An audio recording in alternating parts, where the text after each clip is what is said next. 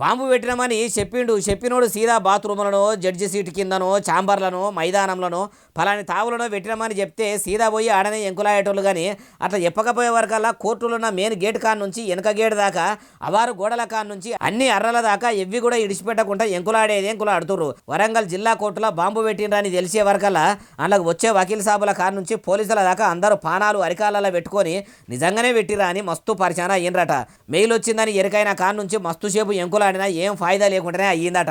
దేవులాడి యాస్టకు వచ్చి మాకేం కూడా దొరకలేదు, ఎవడో కావాలని మేలు పెట్టిండు. అసలు వాడు ఎవడో ఆగం చేస్తేందుకే ఇట్లా చేసిండు. మేలు ఏడికేలు వచ్చిందో అరుచుకోనరని చెప్తే ఏడికేలు కాదు ఆడికేలు కాదు, తమిళనాడు రాష్ట్రం నుంచి ఆ మేలు వచ్చినట్టు తెలిసిందట. అది పెట్టినోడెవడో ఎంక్వైరీ చేసే పని మీద ఉండ్రు. మరి ఏమన్నా అదే రోజు వాదించే కేసు ఉంటే దాన్ని వాయిదా పడేందుకు ఎవడన్నా ఈ ప్లాన్ చేసిండా? కావాలనే కోర్టు టైం వేస్ట్ చేసి జరసేపు బుగులు పట్టిద్దామని చేసిండా? కానీ వాడు దొరికితే మాత్రం మనకి మామూలుగా ఉండదు అంటుర్రు ఏం ముచ్చటిన్నోళ్ళు.